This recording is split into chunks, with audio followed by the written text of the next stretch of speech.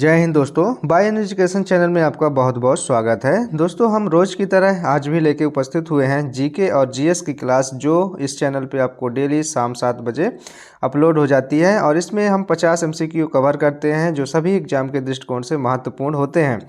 इस वीडियो में आपको पीडीएफ और नोट्स जो भी क्लास का है वो आपको प्रोवाइड कराया जाता है। और बता दें दोस्तों, यह हमारा आज 5वां दिन है। इसके पहले के 4 वीडियो अपलोड हो चुके हैं। यदि आपने उसको नहीं देखा है तो चैनल पे विजिट करके आप लोग देख सकते हैं। और यह एक सुपर फास्ट रिवीजन वीडियो है दोस्तों। इसमें हम ज़्यादा किसी भी क्वेश्चन में टाइम वेस्ट नहीं करेंगे। यदि चैनल पे पहली बार आए हैं आप लोग, चैनल को सब्सक्राइब कर लीजिए, जिससे आपको डेली इस तरह के अपडेट मिलता रहे।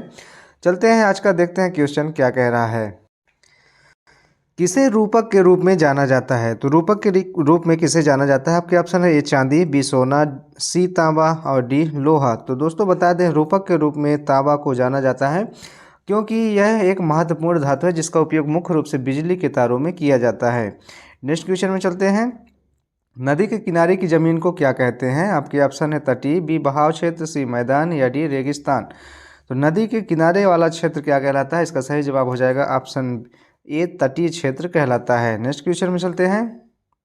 हिमालय पर्वत किस 2 महाद्वीपों के बीच स्थित है? जो हमारा हिमालय पर्वत है वो 2 महाद्वीपों के बीच में स्थित है। उन 2 महाद्वीपों के नाम बताना है आपको। इसका ऑप्शन है ए एशिया और अफ्रीका, बी एशिया और यूरोप, सी एशिया और उत्तर अमेरिका, डी एशिया और ऑस्ट्रेलिया। इसका सही जवाब हो जाएगा दोस्तों ऑप्शन बी, एशिया और यूरोप के बीच में स्थित है। और बता दें दोस्तों, यह भारत, नेपाल, भूटान और तिब्बत को जोड़ता भी है।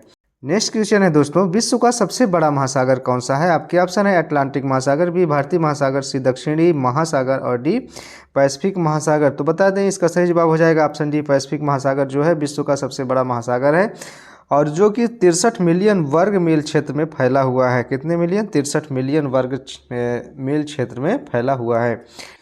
नेक्स्ट क्वेश्चन है दोस्तों, किस देश में विश्व का सबसे बड़ा बांध स्थित है? इसका सही जवाब हो जाएगा ऑप्शन ए, चीन।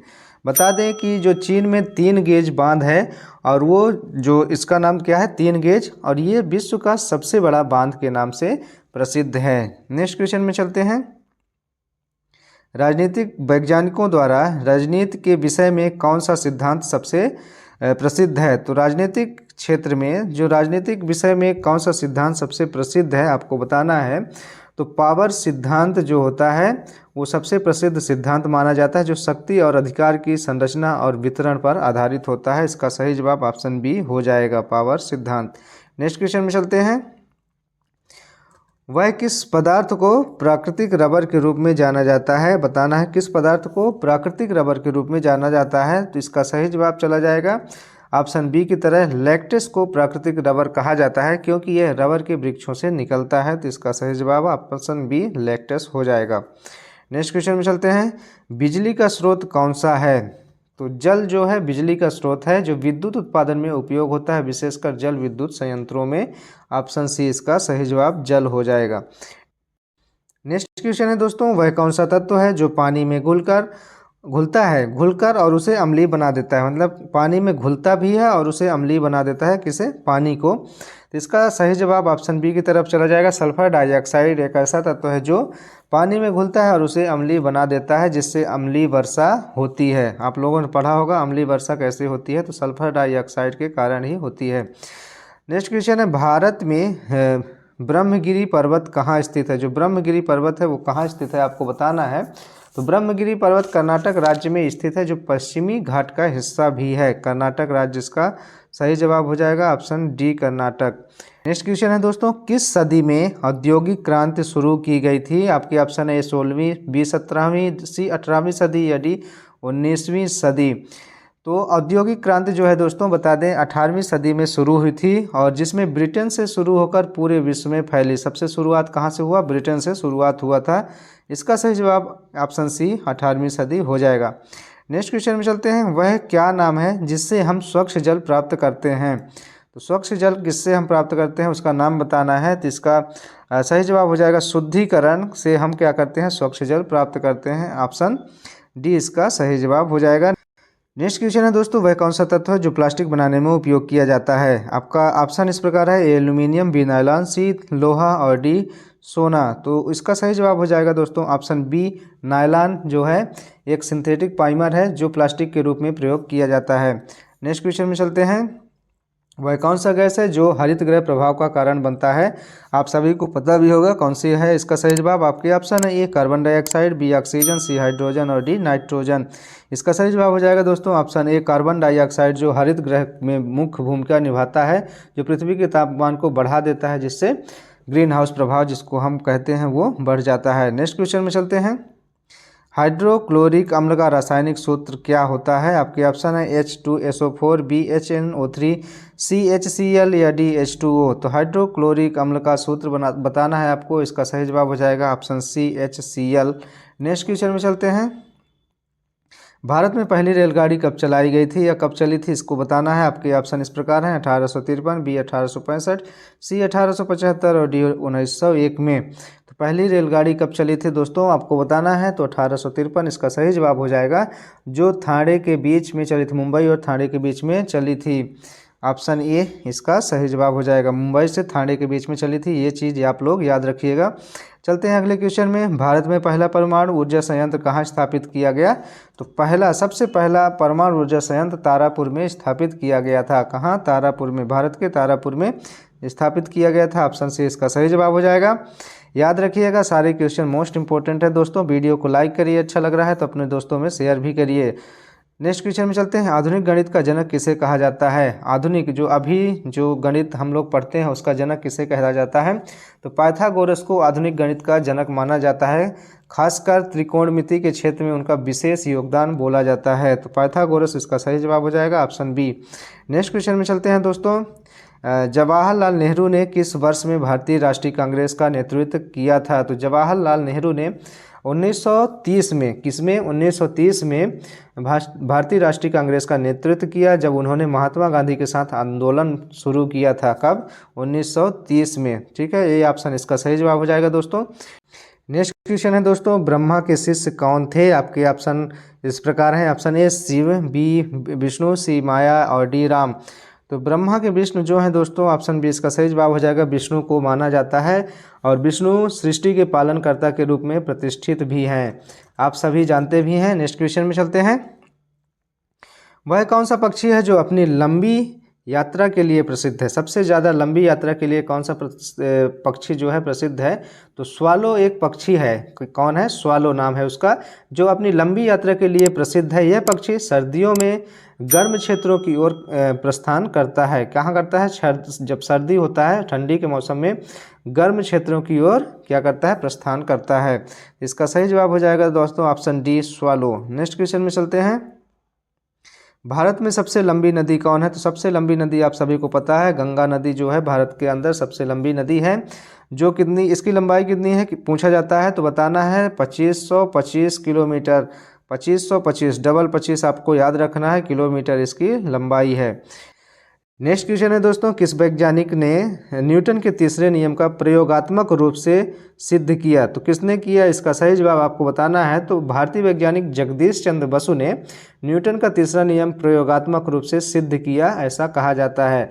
तो ऑप्शन इसका कौन सा हो जाएगा? ऑप्शन बी इसका सही जवाब हो जाएगा। चलते हैं अगले क्वेश्चन की तरफ। तो हैदराबाद किस राज्य की राजधानी है? तो तेलंगाना जो है दोस्तों, तेलंगाना की राजधानी हैदराबाद है। तेलंगाना जो राज्य है उसकी राजधानी क्या है? हैदराबाद है। ठीक है, नेक्स्ट क्वेश्चन में चलते हैं।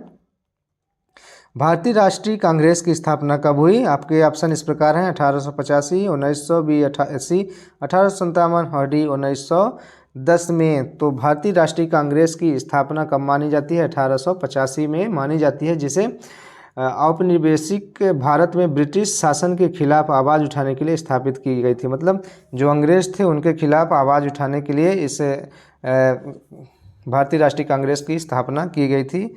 इसका सही जवाब हो जाएगा 1885 में। नेक्स्ट क्वेश्चन है दोस्तों। भारत का राष्ट्रीय खेल क्या है? तो भारत का राष्ट्रीय खेल सभी को पता है, हॉकी इसका सही जवाब हो जाएगा। भारत का राष्ट्रीय खेल माना जाता है। नेक्स्ट क्वेश्चन में चलते हैं। गैस टरबाइन इंजन का आविष्कार किसने किया था? जो गैस से चलने वाली टरबाइन है उसके इंजन का आविष्कार किसने किया था आपको बताना है। तो सर्जियो ओटो, जिसका नाम क्या है? सर्जियो ओटो, वैज्ञानिक का नाम आप लोग याद रखिएगा। उन्होंने ही गैस टरबाइन इंजन का आविष्कार किया। ऑप्शन सी इसका सही जवाब हो जाएगा। नेक्स्ट क्वेश्चन में चलते हैं। विश्व का सबसे छोटा महासागर कौन सा है? तो सबसे छोटा महासागर है आर्कटिक महासागर, जो कि विश्व का सबसे छोटा महासागर है। और बता दें यह उत्तरी ध्रुव के पास स्थित होता है। इसका सही जवाब हो जाएगा आर्कटिक महासागर, ऑप्शन सी। नेक्स्ट क्वेश्चन में चलते हैं। रंगीन फोटो के लिए किस गैस का प्रयोग किया जाता है? यदि हम रंगीन फोटो खिंचवाते हैं, जाते हैं स्टूडियो में, तो उसमें किस गैस का प्रयोग किया जाता है बताना है। तो रंगीन फोटो के लिए आर्गन गैस प्रयोग में ली जाती है। ऑप्शन बी इसका सही जवाब हो जाएगा, आर्गन गैस, याद रखिएगा। नेक्स्ट क्वेश्चन में चलते हैं। भारत के राष्ट्रपति का कार्यकाल कितने वर्ष का होता है? आपको बताना है। तो भारत के राष्ट्रपति का कार्यकाल जो होता है 5 वर्ष का होता है। ऑप्शन बी इसका सही जवाब हो जाएगा, याद रखिएगा। नेक्स्ट क्वेश्चन में चलते हैं। श्री रामकृष्ण परमहंस का जन्म किस राज्य में हुआ था? तो रामकृष्ण परमहंस का जन्म कहाँ हुआ? पश्चिम बंगाल राज्य में हुआ था। ऑप्शन बी इसका सही जवाब हो जाएगा। नेक्स्ट क्वेश्चन है दोस्तों। ध्रुव तारे कहे जाने वाले तारे का नाम क्या है? आपको बताना है। तो पोलारिस तारा को ध्रुव तारा कहा जाता है। किसको? पोलारिस तारा को क्या कहा जाता है? ध्रुव तारा कहा जाता है, क्योंकि यह हमेशा उत्तरी ध्रुव के ऊपर स्थित रहता है। आप लोग जानते भी हैं कि उत्तर में जो तारा निकलता है उसको ही हम लोग क्या कहते हैं? ध्रुव तारा। इसका सही जवाब हो जाएगा option A, Polaris. Next question में चलते हैं। भारत का संविधान किसे अधिनियमित करता है? तो जो भारत का संविधान है किसे अधिनियमित करता है बताना है। तो आप संसद को अधिनियमित करता है। इसका सही जवाब हो जाएगा ऑप्शन ए, संसद को अधिनियमित करता है कौन? भारत का संविधान। नेक्स्ट क्वेश्चन में चलते हैं। उद्यमिता के सिद्धांत का जनक कौन है? तो उद्यम जो लोग होते हैं, उद्यमी लोग होते हैं, उसके सिद्धांत का जो आविष्कार किए, उसके सिद्धांत को जो प्रतिपादित किए, उसके जनक को बताना है कौन है। तो इसका सही जवाब हो जाएगा जोसेफ शुम्पेटर। ऑप्शन सी इसका सही जवाब हो जाएगा, जोसेफ शुम्पेटर। ऑप्शन सी इसका सही जवाब हो जाएगा, याद रखिएगा। नेक्स्ट क्वेश्चन है दोस्तों। पानी के घनत्व की सबसे अधिक मात्रा किस तापमान पर होती है बताना है आपको। तो बता दें पानी का जो घनत्व होता है वो 4 डिग्री सेल्सियस पर सबसे अधिक होता है, जिसके बाद यह तापमान बढ़ने पर कम होने लगता है। ऑप्शन बी इसका सही जवाब हो जाएगा। नेक्स्ट क्वेश्चन है दोस्तों। आकाशगंगा का केंद्र किस ग्रह से जुड़ा होता है? आपको बताना है। इसका सही जवाब हो जाएगा ऑप्शन सी, सूरज से जुड़ा होता है। बताना है कि आकाशगंगा का केंद्र सूरज के साथ जुड़ा होता है, क्योंकि सूरज हमारी आकाशगंगाओं का क्या है? एक प्रकार का हिस्सा है। ऑप्शन सी इसका सही जवाब हो जाएगा। नेक्स्ट क्वेश्चन में चलते हैं। महात्मा गांधी ने स्वदेशी आंदोलन की शुरुआत कब की थी? तो महात्मा गांधी जो थे उन्होंने स्वदेशी आंदोलन का शुरुआत किया था। तो उसका सन बताना है कब किया था। तो 1905 में स्वदेशी आंदोलन की शुरुआत महात्मा गांधी द्वारा की गई थी, जिसका उद्देश्य भी बता दें आपको, ब्रिटिश वस्तुओं का बहिष्कार करना। जैसे अभी हम लोग देखते हैं कि बहुत सारी वस्तुएं हम बाहर से विदेश का यूज करते हैं, तो उस समय भी वही हाल था।